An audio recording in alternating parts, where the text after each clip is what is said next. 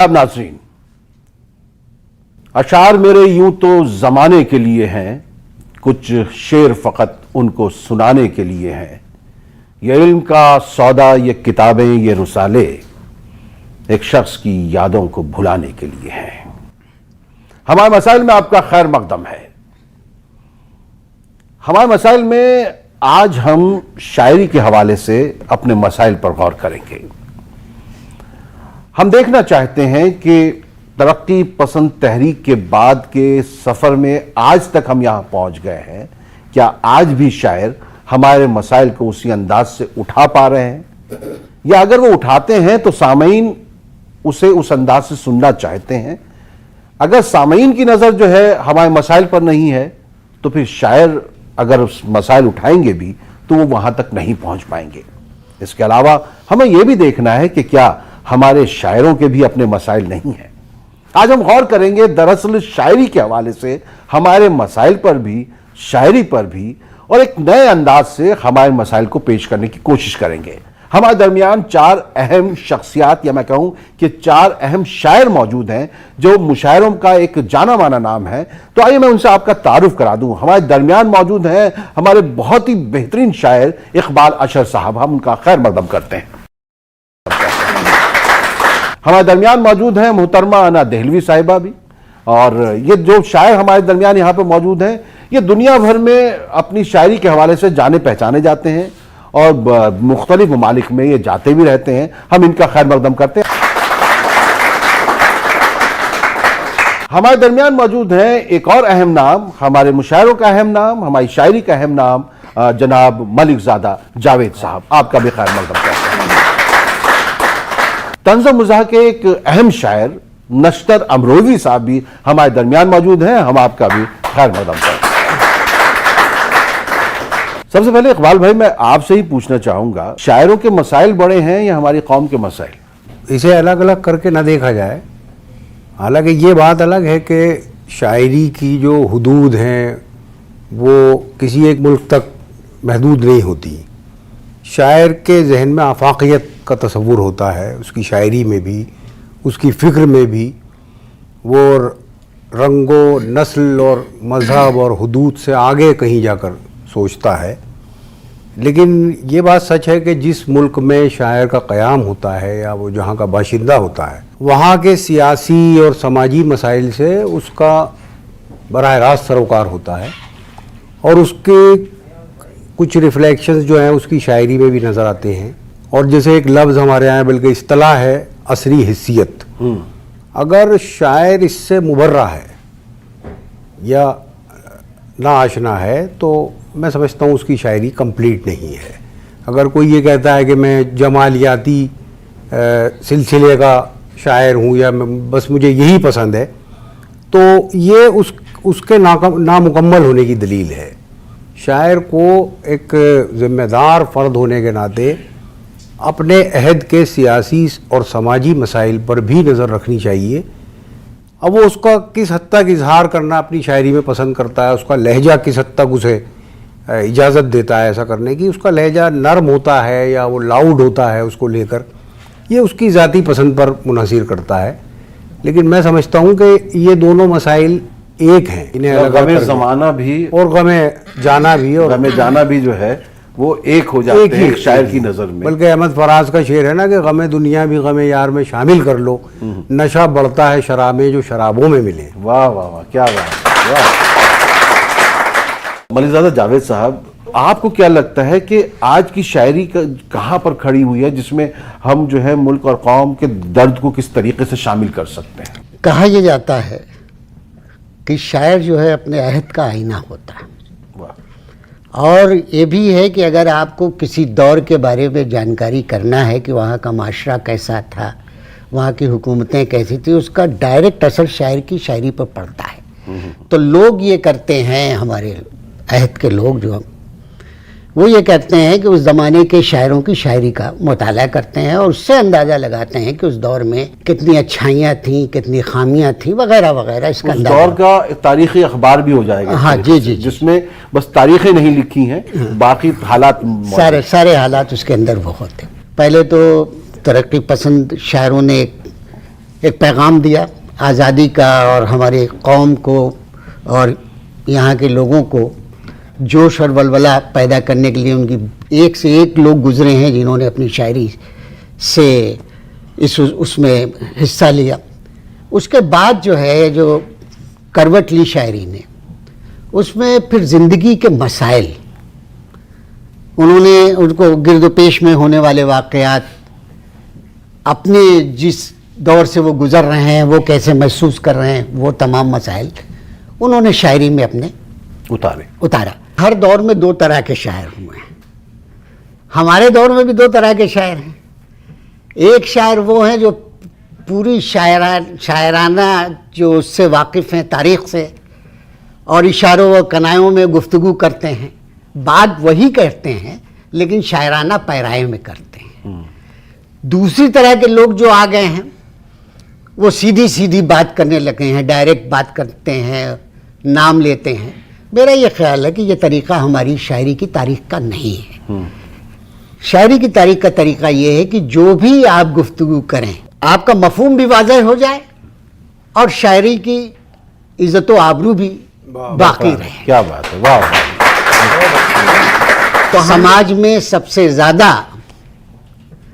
अगर कोई हसास हो सकता है वो शायर होता है, शायर होता है, अदीब होता है, फनकार होता है, और उसकी फ़ौरन उसकी क्या बोलते हैं शायरी में वो तमाम चीज़ें आ जाती हैं, उसकी पेंटिंग में वो तमाम चीज़ें आ जाती हैं, मतलब सारी जितने भी फ़नून लतीफ़ा हैं उसमें वो सब सिमट जाती है, उस अहद के वाक़यात और तमाम उसका असर उसके ऊपर पड़ता है। तो हमारे यहाँ आजकल जो शायरी हो रही है, मतलब वो दूसरे तरह के शायरों की बात नहीं कर रहा हूँ, मैं पहले तरह की शायरों कह रहा हूँ जो पूरे लवाजमात के साथ शायरी कर रहे हैं। वो इस बात का ख़ास ख्याल रखते हैं कि शायरी का भरम भी बाकी रहे और अपनी बात वो कह सकें। यही मेरे ख्याल से अच्छी चीज़ भी है, शायरी के लिए भी ज़रूरी है। नशरत मुनीर साहब, आप तो तंज़ो मिज़ाह में बहुत कुछ कह जाते हैं, आपको तो कोई परेशानी नहीं होती होगी अपनी बात कहने में आज के दौर में, या आपको भी छुपा के कहनी पड़ती है बहुत सारी चीज़? तंज़ो मिज़ाह की शायरी बिल्कुल एक पुलिस रात से गुजरने जैसी है। ज़रा देर में आप फक्कड़पन के गार में गिर सकते हैं, ज़रा से मेयार से हटे और आप गए। आज का दौर वो दौर है कि फक्कड़पन ज़्यादा आ चुका है, बजाय शायरी की गुफ्तगू ज़्यादा हो रही है और डायरेक्ट गुफ्तगू हो रही है। जाफर जटली से लेकर और नश्तर अमरोही तक बड़े बदलाव आए इसमें। वाह। लेकिन मैं समझता हूँ कि अकबर इलाहाबादी के ज़माने में मौज़ूआती शायरी हुई, उस दौर का पता चलता है कि उस दौर में क्या हो रहा था। उसको फिर दिलावर फिगार ने अपने अंदाज में पेश किया। दिलावर फिगार को मैं अपने वक्त का शहंशाह मानता हूँ, क्योंकि उसने मौज़ूआती शायरी के साथ साथ ऐसे हालात पर शायरी की कि वो आज भी लागू होते हैं। ज़रबुल मसल बन गए उनके मिसरे। उसके बाद आप देखें आजकल ख़ास तौर से कवि सम्मेलनों में जो हमारे शुअरा भी पढ़ रहे हैं, नाम लेकर डायरेक्ट गुफ्तगू कर रहे हैं, तो वो ज़रा अच्छा सा तो नहीं है। लेकिन हाँ, शायरी तो शाइस्ता होनी ही चाहिए, चाहे वो तंज़ो मिज़ाह में हो। तंज़ भी किया जाए तो तंज़ के पराये से किया जाए। आप एक शायरा हैं लेकिन आप एक औरत भी हैं, तो आप जब एक शायरा की हैसियत से हमारी औरतों के मसाइल देखती हैं, जब ट्रिपल तलाक पर बात होती है या इस तरह के दीगर मौज़ूआत आते हैं जिसमें ख़वातीन को निशाना बनाया जाता है, तो आप कैसा महसूस करती हैं उस हालत में? मेरे ख्याल में पूरी हिस्ट्री उठा के देख लीजिए तो औरत को तो ये समझा गया कि ये कमतर है, मगर आज के दौर में लड़कियां या जो भी ख़वातीन आगे हैं बहुत आगे बढ़ गई हैं, अब कमतर नहीं समझा जाता। पिछले ज़माने में जो लोग सोचते थे वो अब पिछड़े हुए लोग बहुत आगे बढ़ चुके हैं। हाँ, ये ज़रूर है कि अभी भी बहुत मुश्किलें पेश आती हैं। जब मैं शुरुआती दौर में मुशायरों में आई थी तो मेरी शायद 12-13 साल की उम्र थी, 13वें में थी, और ये सोच के नहीं आई थी कि मुझे शायरी करनी है या मुशायरे पढ़ने हैं। सिर्फ ये सोचना था कि मेरे घर में मेरे पापा और बड़े भाई नहीं थे, तो मुझे सिर्फ और सिर्फ घर चलाने के लिए मुशायरा पढ़ना था। पर मुझे ये यकीन भी नहीं था, अल्लाह का करम है कि उसने बेपनाह इज़्ज़त और दौलत, शोहरत, इज़्ज़त सब कुछ बख्शी। और आज जो औरतें किसी से कमज़ोर नहीं है, ये कहा जाता है ज़रूर कि औरत कमज़ोर। और ये जो तलाक वाली बात हो रही है, तो मैं तो खुद ही इस चीज़ को कई हद तक उसी में घूम रही हूँ, मेरे लाइफ पे भी गुजर रही है। तो ये ज़रूरी है। हमको इस्लाम से ज़बरदस्ती छेड़छाड़ नहीं करनी चाहिए। कोई भी मुसलमान औरत ये नहीं चाहती कि हम इस्लाम से हट के कोई बात करें। अगर हुजूर ने जो भी कुछ हदीस में जो भी कुछ लिखा गया है, हम उससे पीछे नहीं हट सकते। हाँ, आज के दौर के साथ हट के भी नहीं चल सकते क्योंकि फिर पिछड़ जाएंगे। इसलिए इस माहौल को, अब जैसे लोग ये सोचते होंगे अना दहलवी साड़ी पहन के सर पे दुपट्टा नहीं ओढ़े हैं और ऐसे ही घूम रही हैं, तो फिर इस दौर को पिछड़ जाएंगे हम। अगर नकाब पहन के मुशायरा तो नहीं पढ़ सकती अना दहलवी। तो बहुत सारी परेशानियां आती हैं। शुरुआती दौर में जब मुशायरों में आई तो मुझे बहुत कुछ कहा भी गया, मैंने बहुत कुछ बर्दाश्त भी किया। आपने इस एहसास को कुछ अशार में मैंने ढाला? एक शेर, बस वो काफी है अगर मैं उस शेर को सुनाती हूँ। औरत बनकर जीना कोई खेल नहीं, औरत बनकर जीना कोई खेल नहीं, सूरज बनकर रोज निकलना पड़ता है। क्या बात है, वाह। इकबाल असगर साहब, मुझे जाना है ब्रेक पर, और तरीका ये रहा है कि मैं एक शेर पढ़ता हूँ और ब्रेक पे चला जाता हूँ। अब मेरे पास इतने शायर मौजूद हैं तो मैं जो हूँ उसका फ़ायदा क्यों उठाऊँ। तो आप कोई एक शेर तरन्नुम से गुनगुना दीजिए और हम वक्फे पर चले जाएंगे। तरन्नुम की कैद ना लगाइए अगर आपको शेर सुनने हैं। जी नहीं, कोई बात नहीं, ऐसे सुना। जो आपकी मर्जी। देखिए, कुछ मेरे शेर हैं वो मैं शायद सुना पाऊँ आपको। जी भाई, एक तो मैं वजाहत ये कर देना चाहता हूँ कि मुझे ज़्यादा अच्छा जब लगता है जब मैं हिंदू या मुसलमान नहीं बल्कि इंसान बनकर शेर कहता हूँ। बहुत अच्छी बात है, वाह वाह वाह। कि एक तो हम मुनाफिकों से बड़े परेशान हैं। तो मैंने एक शेर शायद पसंद भी किया गया है, शायद वो कहा, और एक शेर साथ में सुनाऊंगा मैं, कि हम ही ने अपने चिरागों को पायमाल किया।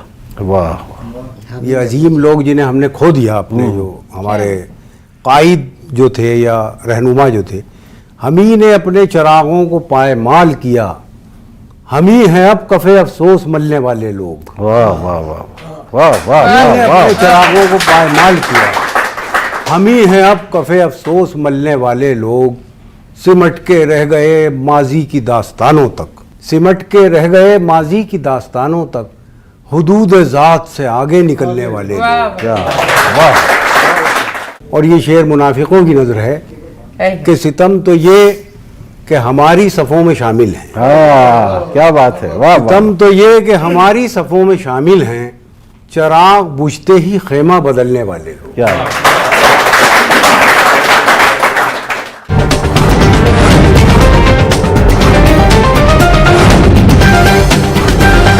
जिंदगी का कोई भरोसा नहीं है। अपने बाद परिवार के सहारे के लिए टर्म लाइफ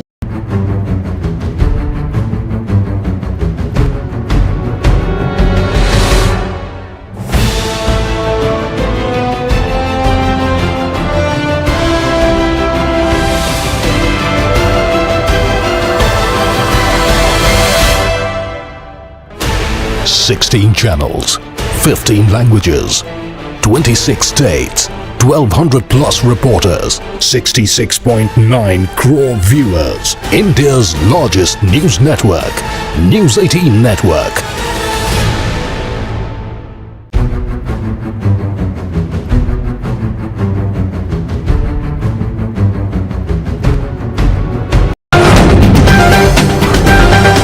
हमारे मसाइल में आपका एक बार फिर खैर मकदम है। आज हमारे मसाइल में हम एक मुख्तलिफ नज़रिए से अपने मसाइल पर तवज्जो दे रहे हैं और शायरों के मसाइल पर भी तवज्जो दे रहे हैं। हमारे दरमियान 4 अहम शायर मौजूद हैं। इकबाल भाई, जैसे आपने मुनाफिकों की बात की, तो क्या आपको लगता है कि कौम के मसाइल को बढ़ाने में इन्हीं मुनाफिकीन का ज़्यादा किरदार रहा है? आप तारीख़ इस्लाम उठाकर देख लीजिए, जहाँ भी मुसलमान से टकराएगा, चाहे जंग जमल हो, जंग सिफ़रैन हो, या उसके साथ साथ और बहुत से ऐसे वाक़यात रूनुमा हुए, गलत फहमियाँ फैली आपस में। बाद के दौर में भी आप देखेंगे, मुग़ल्स के ज़माने में भी आज भी मीर जाफ़र और इस तरह के लोगों की मिसालें दी जाती हैं। तो मैं समझता हूँ कि ये मुनाफिकत जो है वो माशरे से होती हुई सियासत में दाखिल हो गई है।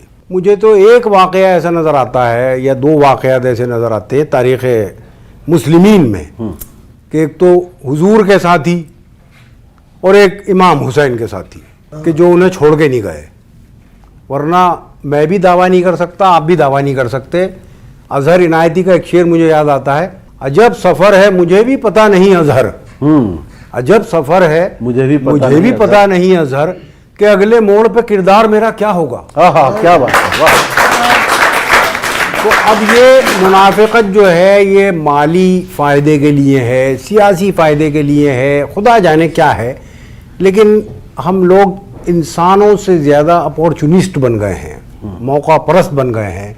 हमारा ना कोई नाम है, ना कोई मज़हब है, ना कोई उसूल है, ना कोई नज़रिया है, एक भीड़ है बेचेरा, हम जिसका हिस्सा हैं। क्या बात है, वाह वाह वाह। नाज़रीन देखिए, आज जो हम बात कर रहे हैं हमारे मसाइल में, हमने जितने अब तक गुफ्तगू की है उससे बिल्कुल अलग और गहराई से बात निकल के सामने आ रही है, क्योंकि हसास जहन लोग हमारे दरमियान मौजूद हैं। वो कौम के मसाइल पर इस अंदाज से गौर कर रहे हैं जिससे हमें समझ में आ रहा है कि आखिर हमारी जो ये परेशानी है, हमारे जो मसाइल हैं, उनका सबब क्या है। ये इतनी गहराई से उसकी बुनियाद में जाने की कोशिश कर रहे हैं। नशरत अमोनी साहब, जब इस तरह का माहौल हो तो उसमें शायर का काम कितना अहम हो जाता है?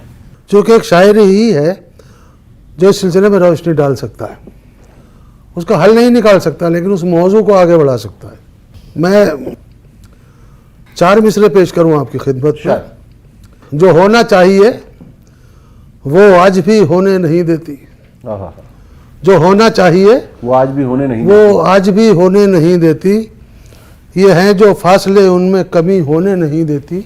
हम मुसलमानों की ख्वाहिश है कि हों सब मुत्तहिद नश्तर, मगर ऐसा सियासी गंदगी होने नहीं देती। क्या बात, बस यही वो चीज़ है। और टॉपिक्स हैं हम लोग कहने के लिए, मिसाल के तौर पर आज के मशायरों के हालात, उसके लिए मैं 4 मिसरे और 4 मिसरे फिर शायरों के हालात के लिए कि बात ऑल इंडिया की मत पूछो, भीड़ तो शायरों की भारी थी। बात ऑल इंडिया की मत पूछो, भीड़ तो शायरों की भारी थी, 1 2 3 के सिवा नश्तर रेजगारी ही रेजगारी थी। वाह। और ये शायरों के बारे में 4 मिसरे के जो दाद पाते हैं महफिल भी लूट लेते हैं, गले के जोर पे रखते हैं धार गजलों पर। क्या बात है। और जो बहर में नहीं कह सकते एक भी मिसरा, वो घूम आए हैं बहरीन 4 गजलों पर। क्या बात है। बस यही मेरी शायरी का अंदाज है वाह। और यही मामलात हैं, यही मसाइल है। जावेद भाई, आप जब नई नस्ल की जानिब देखते हैं और आप पुरानी नस्ल को भी नई नस्ल के नज़रिए से ही देखते हैं, तो आपको क्या लगता है कि कहाँ पर वो एक जो खलीज पैदा हो गई है जिसकी वजह से मसाइल दरपेश हैं? हर दौर जो है वो नए दौर को बुरा कहती है। यानी हमारे जो दादा थे वो ये कहते थे कि मेरा ज़माना तुमने नहीं देखा। फिर मेरे वालिद साहब आए, उन्होंने कहा भाई हमारे ज़माने में क्या होता था वो तुम लोग नहीं पहुंच सकते। अब हम लोग इस दौर में हैं, अब हम लोग भी अपने बच्चों से ये कहेंगे क्या दौर था भाई, क्या मुशायरे होते थे, क्या लोग थे। तो ये सिलसिला शुरू से इब्तिदा से चला आ रहा है। इससे आप नहीं अलग हो सकते, ना हम अलग हो सकते। क्या बात। हमारे नए लोग जो हैं वो हमसे बहुत ज़हीन हैं, बहुत अक्लमंद हैं। ये अलग बात है कि अब आप इस पैराए में आप देखें कि हमारे ज़माने में जो तहजीब थी, अब वो लड़के वो तहजीब याफ्ता नहीं है, बिल्कुल गलत बात है। उनकी जो तहजीब थी उसकी पासदारी हम भी नहीं कर रहे हैं। क्या आप कभी इस बात का तसव्वुर कर सकते थे कि सड़क के किनारे खड़े होकर आप पकौड़े खाएं? नहीं कर सकते थे। हमारे बाप दादा कभी उनको उनकी जो हैसियत थी या उनका जो माशरा था इस बात की इजाज़त नहीं। उस दौर में तो बाजार भी एक बड़ी, कि ये बाजार में देखा इनको, तो वो भी एक बहुत बुरी बात समझी। बहुत बड़ी बात है कि लोग बाजार तक नहीं जाते थे। आज पता ये चला कि हमारे नए लड़के, हमारी नई बच्चियां वो हर जगह मौजूद हैं और हर चीज़ में आगे आगे पेश हैं। मैं आपको बताऊं, मैं ऐसे इदारे में काम करता हूं जो अक़लियत माइनॉरिटीज़ के का है। एक सर्वे हुआ हमारे यहाँ कि भाई अक़लियतों में पसमानदगी के क्या असबाब हैं, वो पढ़ते लिखते क्यों नहीं, एजुकेशन क्यों नहीं हासिल करते। ये काफ़ी पहले ये इस तरह का एक सर्वे किया, उसकी टीम का मैं लीडर था, मैं इंचार्ज था उसका। पता ये चला कि हमें जो माइनॉरिटी कंसंट्रेटेड डिस्ट्रिक्ट थे, माइनॉरिटी कंसंट्रेटेड का मतलब ये जहाँ पर अक़लियतों की पॉपुलेशन ज़्यादा है, उस जगह लगाया गया। तो और जैसे रामपुर गए हम, मुरादाबाद गए, ये जो खुर्जा गए, तो यहाँ ये तो मालूम हुआ कि क्या बोलते हैं, बच्चा जो है वो इब्तदा से 8वें दर्जे तक आया, साथ में 9वें दर्जे तक आया, बहुत खींचा तो 10वें तक आया। उसके बाद माँ बाप ने उसको घर पर बैठा लिया। मैं ख़ास तौर से बात कर रहा हूँ मुसलमानों की। 10वें दर्जे के बाद बैठे। अब उनके वालिदैन से जब मिले और पूछा कि भाई आपका लड़का तो पढ़ने में तेज़ था, आप इसको आगे बढ़ाते, अरे क्या कर लेता, कहीं बाबू हो जाता, कहीं कल अब यहाँ हमारा कारोबार है, हमारे साथ बैठेगा, हमारी दुकान पे बैठेगा, हमारे साथ रहेगा, ये खुद 5 नौकर रखेगा अपने यहाँ। तो जब ये सोच है आपकी, तो ये सोच माफ़ कीजिएगा, आपको मैं बताऊं कि एक ज़माने में मुरादाबाद में सारा ब्रास का काम जो था वो माइनॉरिटीज़ अक़लियत के हाथ में था। अब पता ये चला कि तालीम की कमी की वजह से वही लोग अब अपनी ही फैक्ट्री में नौकर हो गए और दूसरे लोग जो पढ़े लिखे थे वो ऊपर आ गए। इल्म के साथ साथ तिजारत करेंगे तो आगे बढ़ पाएंगे। हाँ, आपके कहने का मतलब यही है। जी जी जी जी। तो आपने इसमें कोई शेर कहा? मैंने तो शेर हालात हाजरा पर बहुत कहे, मैं कुछ शेर सुना रहा हूँ आपको कि मरीज हमको दवाएं बताने लगते हैं, बुरा हो वक्त तो सब आजमाने लगते हैं। क्या बात है, वाह वाह वाह। बुरा हो वक्त तो सब आजमाने लगते हैं। हज़रात, ख़ास तौर से ये शेर देखें, ये हमारे दौर का बहुत कड़वा सच है जो मैं पेश करने जा रहा हूँ। खुदा बुजुर्गों को ताउम्र खुद कफील रखे। क्या बात, वाह वाह वाह वाह वाह वाह। हाथ पैर सलामत रहे। खुदा बुजुर्गों को ताउम्र खुद कफील रखे, वगरना खून के रिश्ते रुलाने लगते। खुदा बुजुर्गों को ताउम्र खुद कफील रखे, क्या बात है, वगरना खून के रिश्ते रुलाने लगते हैं। और अजीब दौर है गुर्बत की सरबलंदी का। क्या मिसरा है, वाह वाह वाह। अजीब दौर है गुर्बत की सरबलंदी का, पढ़ाई छोड़ के बच्चे कमाने लगते हैं। क्या बात है, वाह वाह वाह। वो जो बात कही आपने, बिल्कुल। पढ़ाई छोड़ के बच्चे कमाने लगते हैं। और ये आज के जमाने का शेर कि नए अमीरों के घर भूल कर भी मत जाना। क्या बात है, वाह। नए अमीरों के घर भूल कर भी मत जाना, हर एक चीज की कीमत बताने लगते हैं।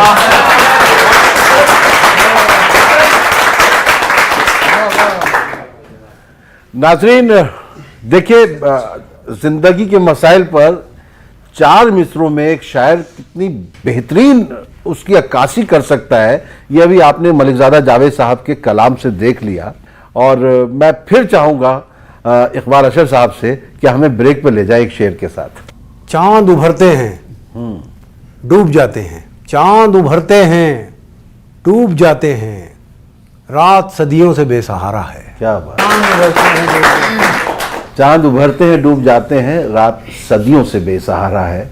इस रात की किस्मत में कोई सूरज दिखेंगे इस मुख्तसर वक्त के बाद।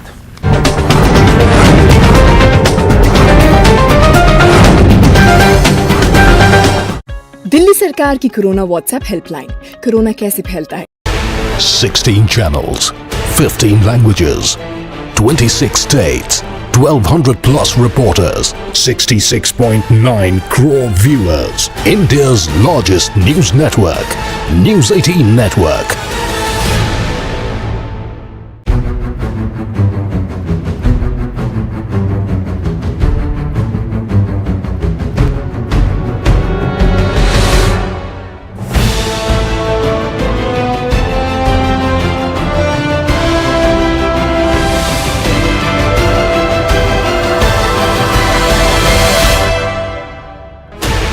Sixteen channels, 15 languages, 26 states, 1200 plus reporters, 66.9 crore viewers. India's largest news network, News 18 Network.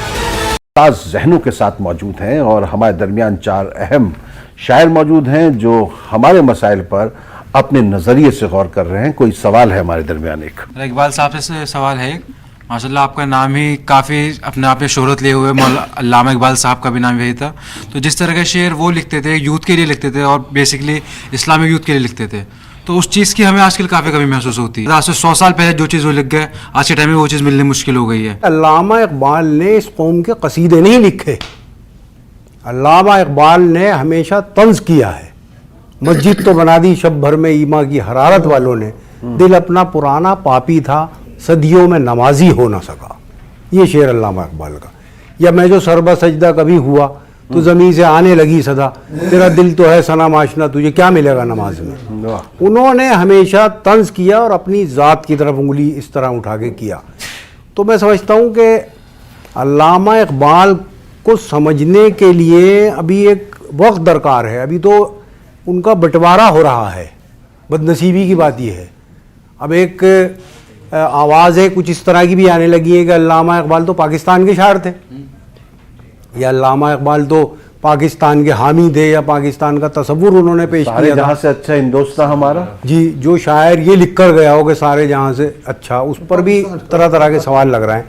बहरहाल अल्लामा इकबाल को मैं समझता हूँ कि अभी समझने के लिए वक्त दरकार है और समझाने के लिए भी वक्त दरकार है।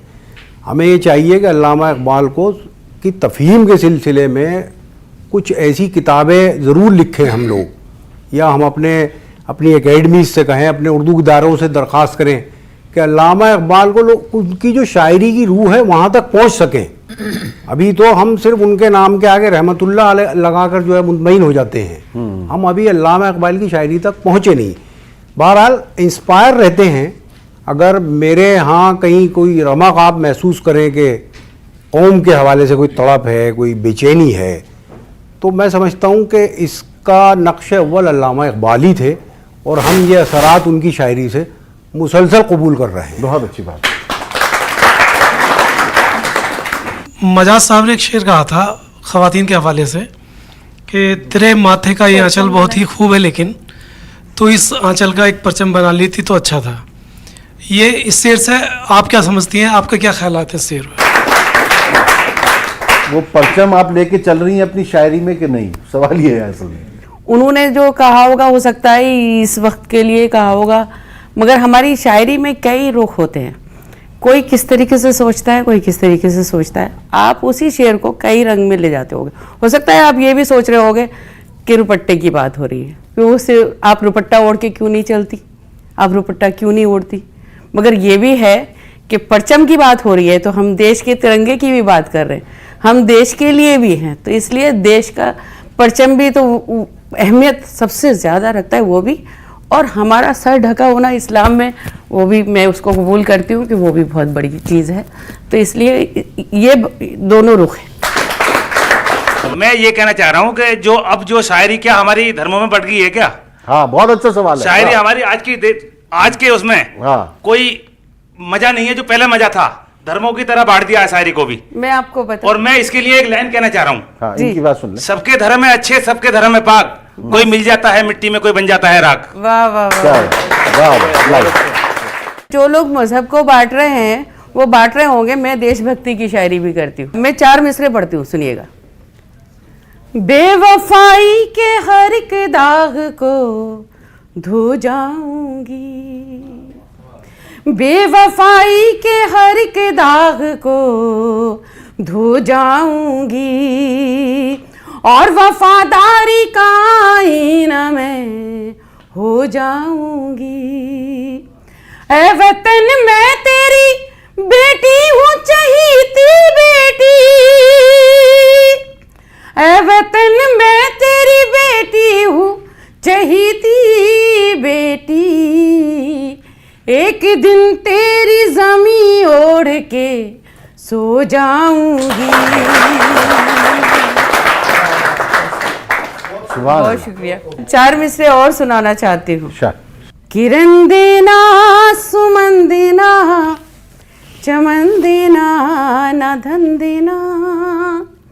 किरण देना, सुमन देना, चमन देना, न धन देना, वतन वालों मुझे तो सिर्फ इतना सा वचन देना। अनादिल में मेरे कोई तमन्ना है तो इतनी है, अनादिल में मेरे कोई तमन्ना है तो इतनी है, अगर मर जाऊं तो मुझको तिरंगे का कफन देना। मतला समाप्त करें, दिल्ली से आप लोग ताल्लुक रखते हैं, मतला समाप्त करें। अश्कों की तरह मिसरे और दर्द में गहराई, अश्कों की तरह मिसरे और दर्द में गहराई, अश्कों की तरह मिसरे और दर्द में गहराई, गज़लें तो सुनाते हैं बस मीर के शैदाई। जैसा सवाल इकबाल साहब से किया गया था, ये मतलब अब शेर समाप्त कीजिए जिसके लिए हमें यहाँ बुलाया गया। कुछ और तबाही से, शायरी इशारे का नाम है, मैं नाम बिल्कुल नहीं लूँगी, आप समझ जाएंगे, वहीं पहुँचना चाहिए आप शेर। कुछ और तबाही से गुजरेगी हंसी दुनिया, कुछ और तबाही से गुजरेगी हंसी दुनिया, जंजीर अगर तुमने पागल को न पहनाई।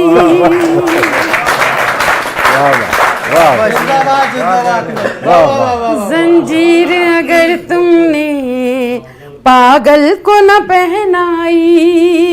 और ये शेर भी समाप्त करें। हम एशिया वालों की अल्लाह हिफाजत कर, हम एशिया वालों की अल्लाह हिफाजत कर, मशरिक के मिटाने को मगरिब की हवाई।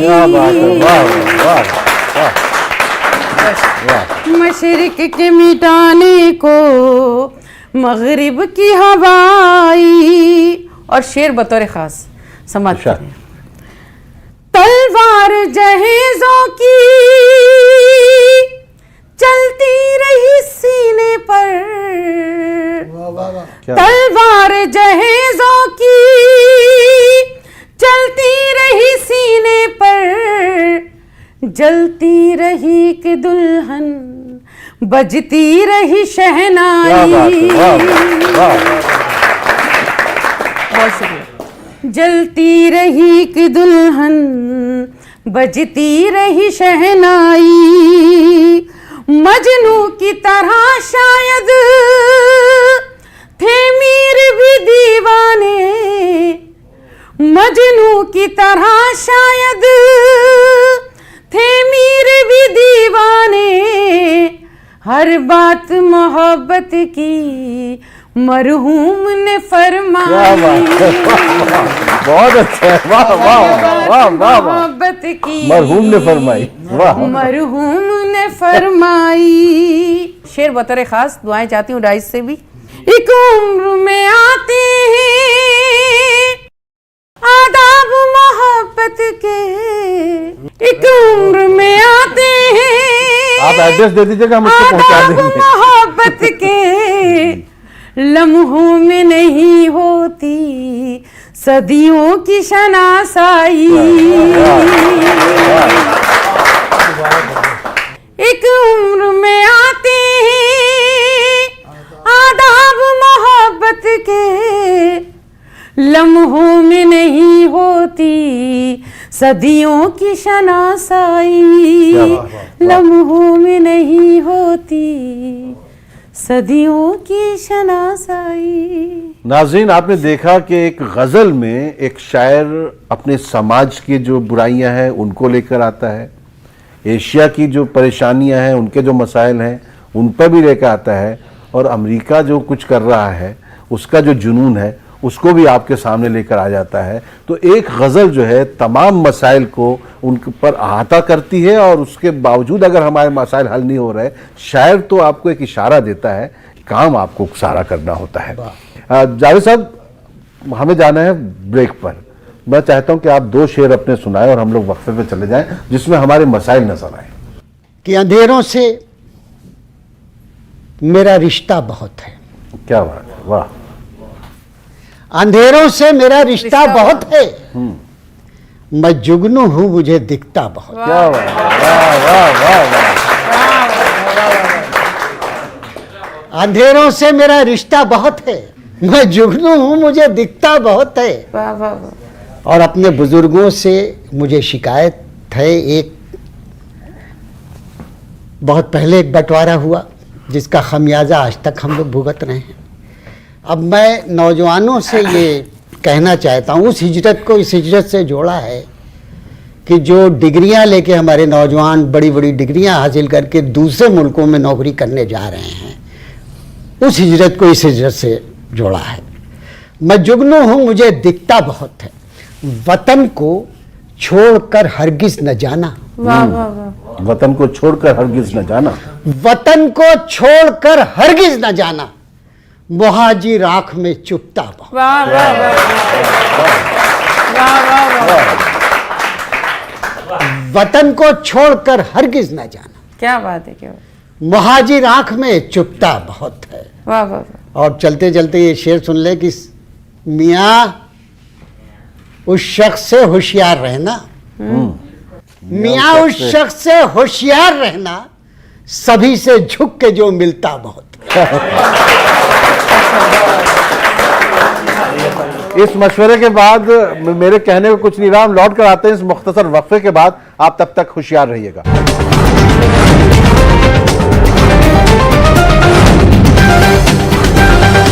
ये फर्श ही बनता है हमारा पहला प्लेग्राउंड, बीमारियां भी इसी फर्श से।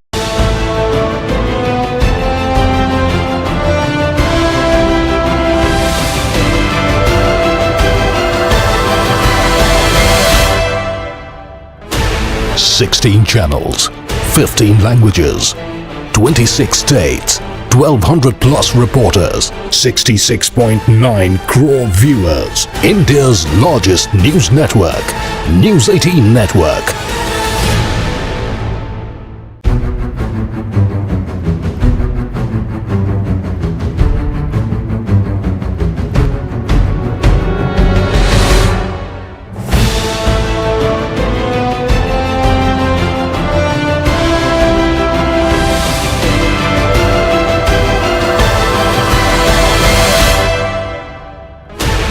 $16 channels, 15 languages, 26 states. हमारे मसाइल में आज हम बात कर रहे हैं मुख्तलिफ नज़रिए से अपने मसाइल पर। हमारे दरमियान शायर मौजूद हैं और उनसे हमारी गुफ्तगू जारी है। एक सवाल पूछना चाहते थे उधर से जी। मैं शायरी से अगर इस बात को कहूँ तो बेटी है तो वो रहमत है, बीवी है तो वो चाहत है, और माँ है तो फिर वो जन्नत है।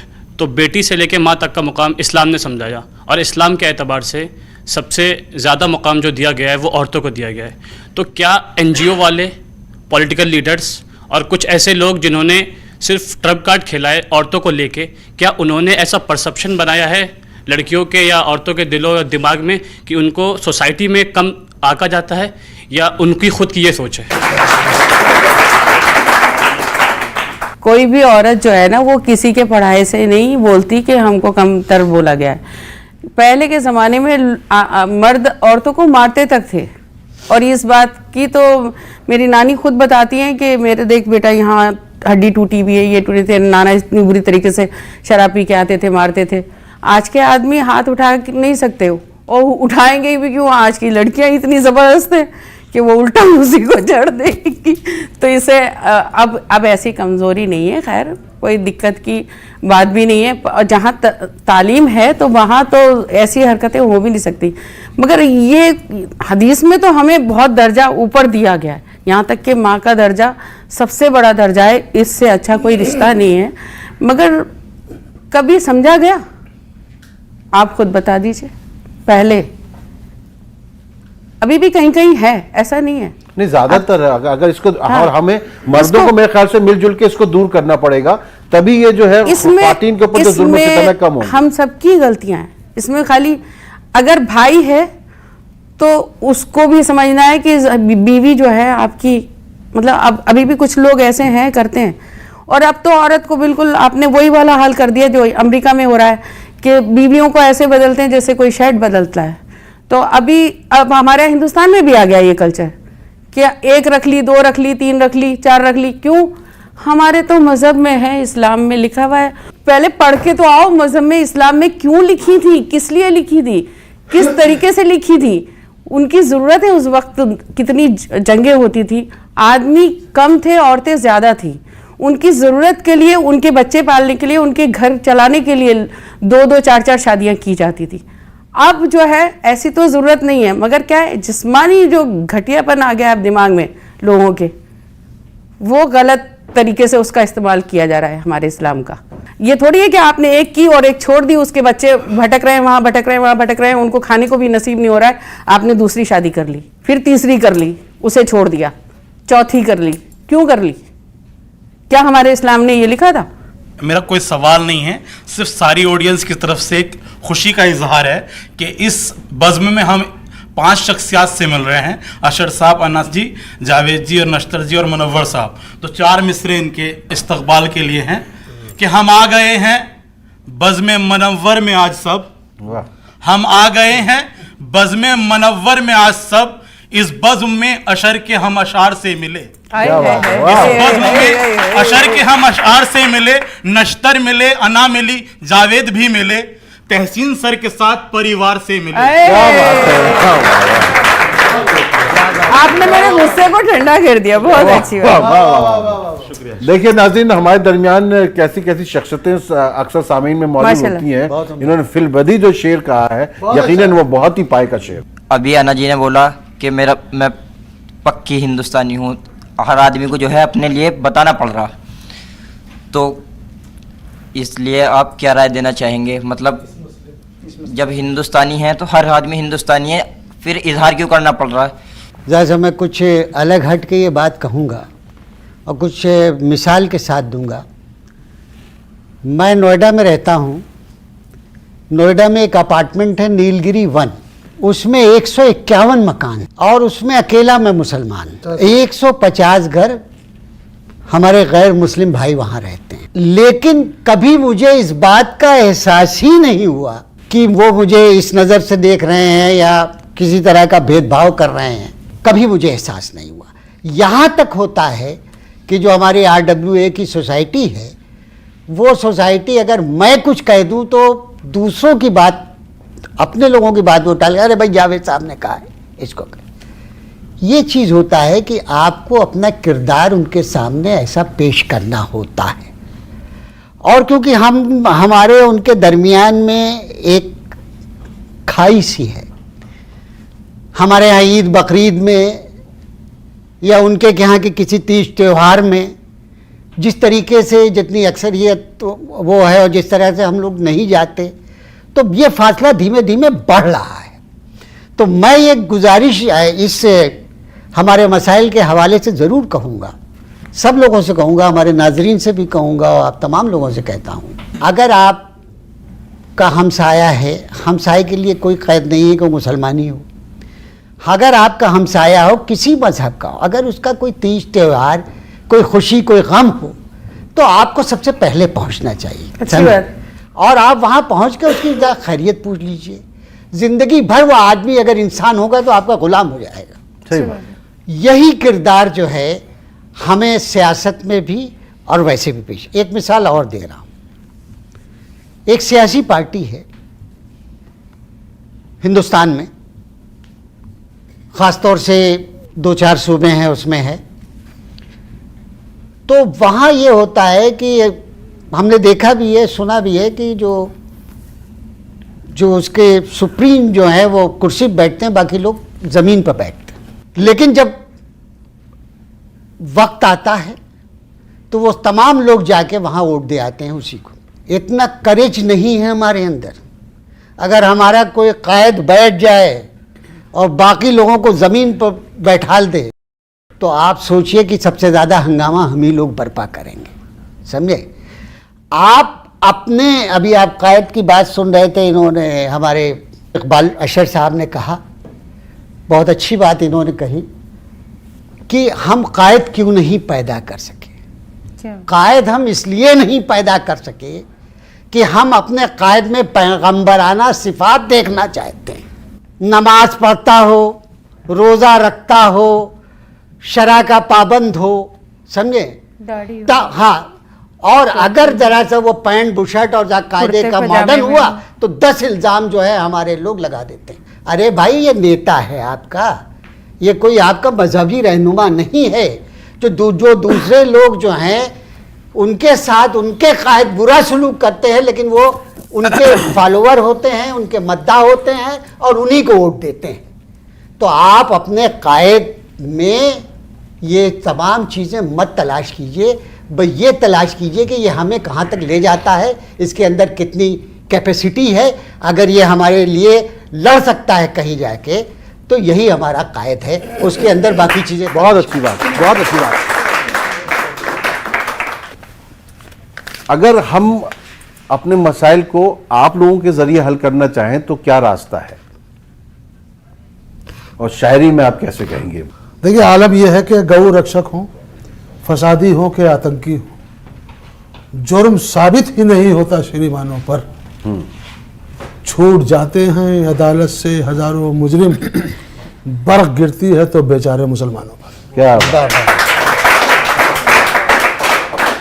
ये सब कहना अलग है कि जावेद भाई ने बताया कि ऐसे रहते हैं वैसे रहते हैं, लेकिन जब सियासत आती है तो पहलू यही निकल के आता है। दाढ़ी, टोपी और पेशानी पे सजदों के निशान, ये मेरा हुलिया ही मेरा अपना दुश्मन बन गया, और मेरे औजारों में शामिल एक लंबा पेचकस जब दरोगा ने निकाला AK-56 बन गया। नाज़रीन, बस ये वक्त यहाँ पर ख़त्म होने वाला है। मैं आपसे इजाज़त चाह रहा हूँ और मैं चाहूँगा कि इकबाल अशर साहब अपनी एक गज़ल से जो है तरन्नुम के साथ पेश कर दें, और उसी पर जो है आज के हमारे मसाइल का अख्ताम होगा। मुझे इजाज़त दीजिए। आप तमाम हज़रात का शुक्रिया यहाँ आने के लिए, आपका भी शुक्रिया। और नाज़रीन, ये हमने एक तजुर्बा किया है छोटा सा हमारे मसाइल में। हमें यकीन है अगर ये आपको पसंद आया तो हम इस तरह शायरों को जहमत देते रहेंगे ताकि आप भी उनके नज़रिए से हमारे मसाइल को देखिए, क्योंकि बहुत गहराई से ये लोग जो है हमारे मसाइल पर अपनी तवज्जो फरमाते हैं। बहुत बहुत शुक्रिया। और इकबाल अशर साहब। ठहरी ठहरी सी तबीयत में रवानी आई, ठहरी ठहरी सी तबीयत में रवानी आई, आज फिर याद मोहब्बत की कहानी आई, आज फिर नींद को आँखों से बिछड़ते देखा, आज फिर नींद को आँखों से बिछड़ते देखा, आज फिर याद कोई चोट पुरानी आई, मुद्दतों बाद चला उन पे हमारा जादू, मुद्दतों बाद चला उन पे हमारा जादू, मुद्दतों बाद हमें बात बनानी आई,